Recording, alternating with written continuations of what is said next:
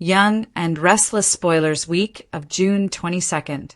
In Young and Restless latest spoilers for the week of Monday, June 29th through Friday, July 3rd, the race is on to save Diane from Patty and Lawrence. Victor anxious awaits news of Nikki's surgery, and Jill wings her way through town with a new but familiar face and a familiar agenda. Get all of the week's spoilers below. As the Newmans stand vigil at Nikki's bedside, Victor wonders whether, if his estranged wife's vision is restored, she'll be able to see her way clear to forgiving him.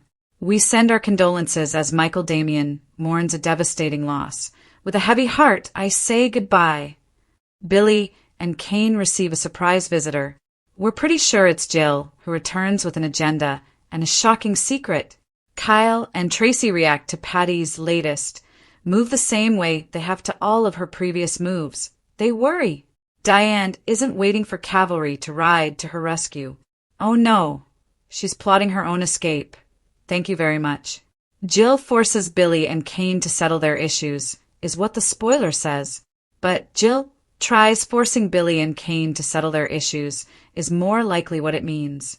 Join us as we say goodbye to a beloved young and restless vet who has passed away at 85.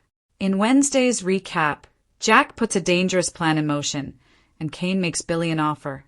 Jack sets a trap for Patty. What, a catnip toy? A saucer of milk? Good thing Lane are on good terms, 'cause Kane asks Lily for a favor.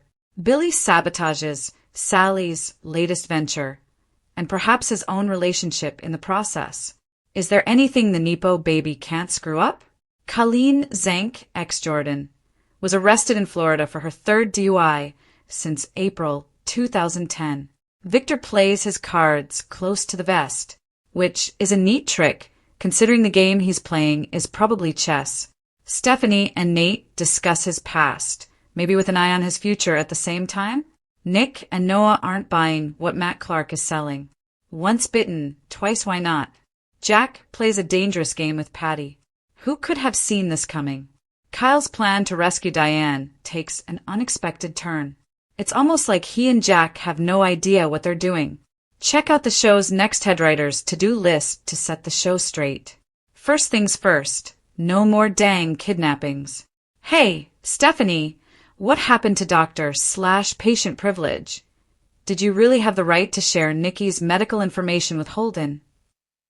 Don't miss the newest batch of soap's burning questions in the photo gallery below. The morning sun rose over Genoa City, casting a warm golden glow across the familiar streets. Yet beneath the peaceful skyline, emotions simmered. June 22nd would become a day that no one would soon forget. A day when old wounds reopened, hidden truth surfaced, and unlikely alliances began to form. At Crimson Lights, the aroma of fresh coffee filled the air as Sharon quietly arranged pastries behind the counter. She welcomed customers with her usual smile, but her thoughts drifted elsewhere. Something had felt off for days. Nick had been distant, and whispers around town hinted that another storm was approaching. The bell above the cafe door rang and Nick entered. His tired expression spoke volumes before he even said a word. "Morning," Sharon greeted softly. "Morning," he replied, forcing a smile. She handed him his favorite coffee without asking. "You look like you barely slept." Nick sighed. Some decisions don't get easier with time. Before Sharon could ask more, Victor Newman walked through the door. His commanding presence instantly changed the atmosphere. Every conversation in the cafe seemed to pause for just a moment. "Nick," Victor said firmly, "we need to talk." Nick nodded reluctantly and followed his father outside, leaving Sharon wondering what crisis the Newman family was facing now. Meanwhile, at Newman Enterprises, Victoria reviewed financial reports while trying to ignore the growing pressure surrounding the company. Adam had proposed a bold expansion strategy, one that promised enormous profits but carried significant risks. Adam entered confidently. "I assume you've looked over my proposal." Victoria folded her arms. "I have. It's ambitious." "You mean dangerous." "I mean reckless." Adam smirked. "Sometimes the biggest rewards require the biggest risks." Before their disagreement could escalate, Victor arrived. "I've made my decision." Both siblings fell silent. Victor looked at Adam first. "You'll lead the new project." Victoria's disappointment was impossible to hide. "You're making a mistake." Victor's voice remained calm. "Or perhaps I'm giving someone the opportunity to prove they've changed." Adam looked surprised. Even he hadn't expected Victor's support. Across town, Diane carefully decorated the Abbott mansion for an upcoming family dinner. She hoped the evening would help heal months of tension within the family. Jack watched quietly. "You've worked hard to rebuild everyone's trust." "I'm still working," Diane admitted. Just then Kyle entered with a serious expression. "We need to talk." Jack immediately sensed trouble. "What happened?" Kyle placed an envelope on the table. It came anonymously. Inside were photographs that appeared to connect a respected business leader to a secret meeting with a longtime corporate rival. Jack frowned. "Someone wants this family divided." Kyle nodded. "The question is, who?" Elsewhere, Phyllis refused to stay out of the latest drama. She had uncovered fragments of information that didn't quite fit together. Meeting with Michael Baldwin. She laid several documents across his desk. Michael studied the papers carefully. "I can't." "You see it too?" He nodded slowly. "If these records are authentic, someone has been manipulating company transactions for months." Phyllis smiled. "I knew it." Michael warned her. "Just be careful. Whoever is behind this won't appreciate being exposed." Later that afternoon, Summer met Chance in the park.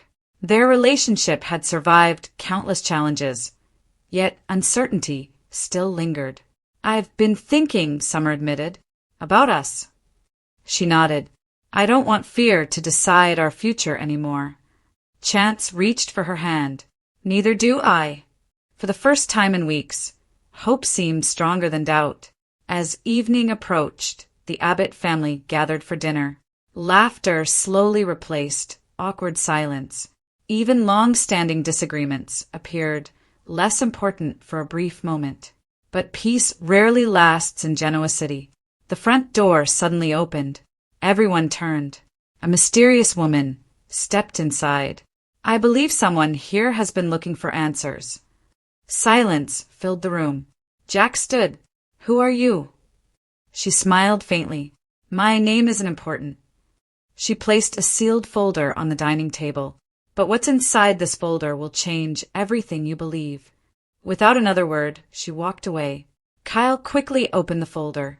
Inside were documents, photographs, and a handwritten letter dated many years earlier. Jack's face turned pale. This can't be possible." Diane looked over his shoulder. "Oh my goodness." The room erupted with questions.